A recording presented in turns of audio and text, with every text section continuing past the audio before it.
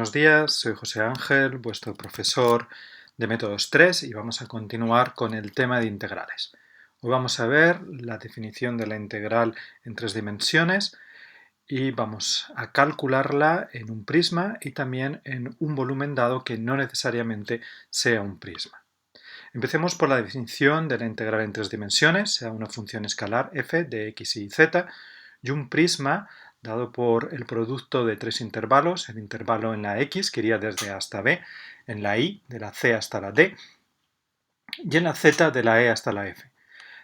Calcularemos la integral en un volumen de la función y el elemento de volumen será dado por diferencial de x, diferencial de y, diferencial de z, como la integral entre a y b, la integral entre c y d y la integral entre e y f de la función diferencial de x, diferencial de y, diferencial de z.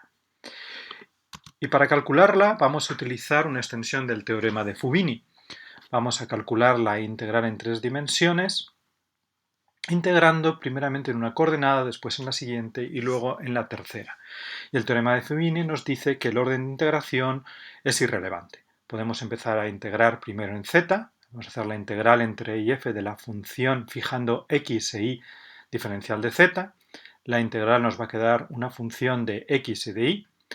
Ahora podremos integrar fijando x entre c y d en diferencial de y, lo que nos va a quedar ahora, que será una función de x, que integraremos finalmente entre a y b, diferencial de x.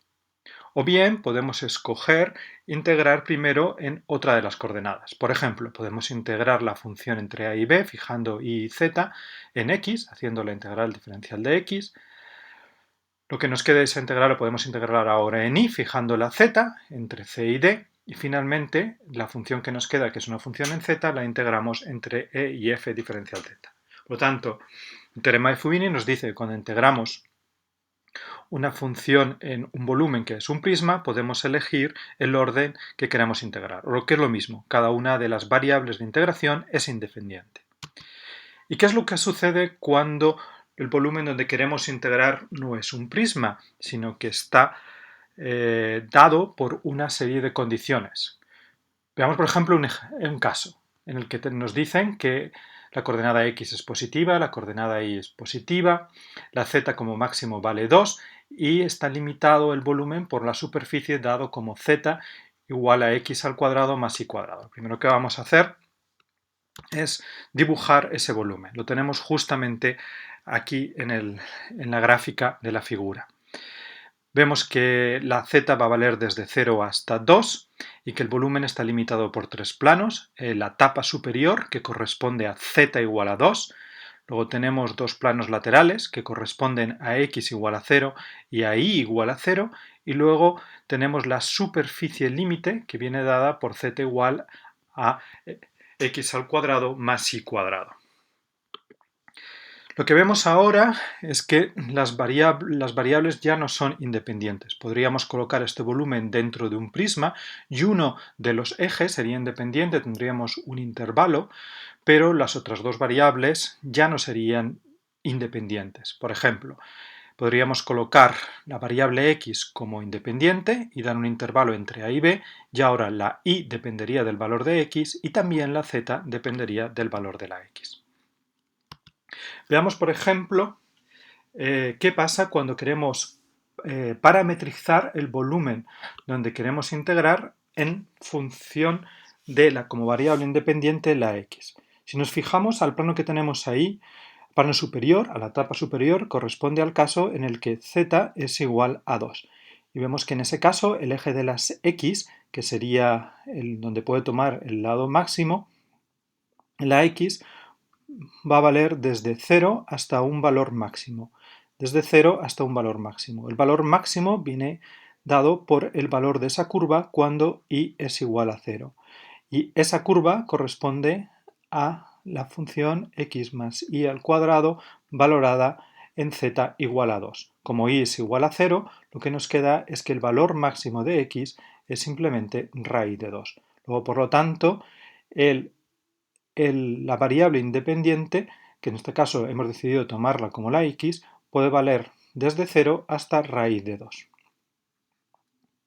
Una vez fijado un valor de la x, por ejemplo este de aquí, vemos que la y está limitada por ese valor y que puede tomar el intervalo entre un valor mínimo que correspondería a 0 y un valor máximo de la y que correspondería al punto que queda en esa curva.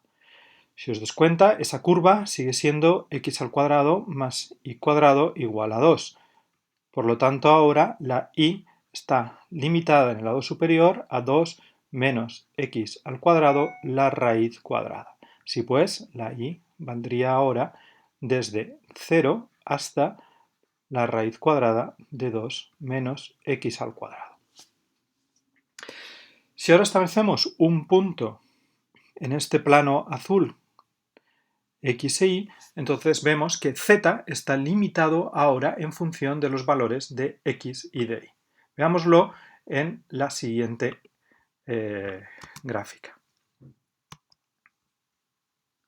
Ahí tenemos de nuevo el plano superior dibujado en azul y la superficie lateral que corresponde a z igual a x al cuadrado más y cuadrado dibujada también en azul.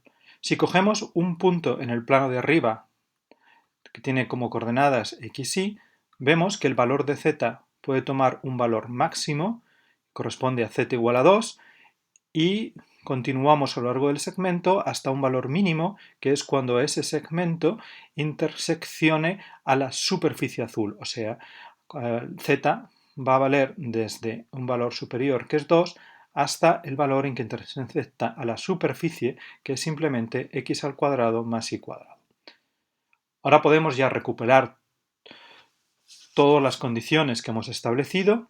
Hemos dicho, en este caso, que x tomaba los valores entre 0 y la raíz de 2, que y tomaba los valores entre 0 y la raíz cuadrada de 2 menos x al cuadrado, o sea, dependía de x, y finalmente la z toma los valores entre x al cuadrado más y cuadrado menor o igual que z menor o igual que 2.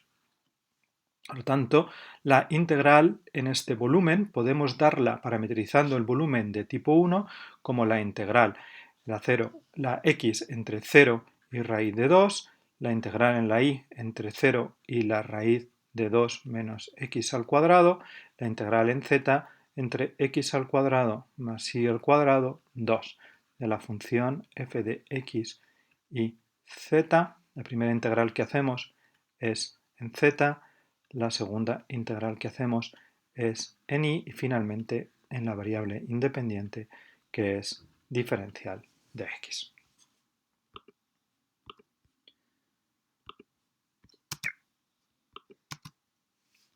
Ahora tenemos el sumario, la x vendría entre 0 y raíz de 2, la y entre 0 y la raíz de 2 menos x al cuadrado y la z entre x al cuadrado más y cuadrado y 2.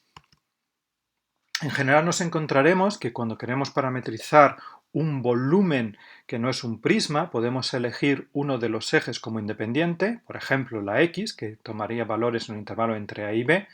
La y ahora quedaría limitada entre dos funciones de x, φ0 de x y φ1 de x, y finalmente la z quedaría limitada entre dos superficies valoradas entre los puntos x e y. Fijado x e y, la z estaría entre φ0 de x e y φ1 de x e y.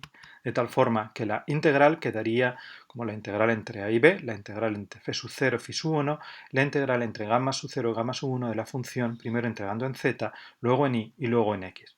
Por supuesto, la parametrización podríamos cambiarla y elegir como variable independiente la y las otras dos variables serían las dependientes, o incluso podríamos elegir como variable independiente la z y las otras dos serían como las variables independientes.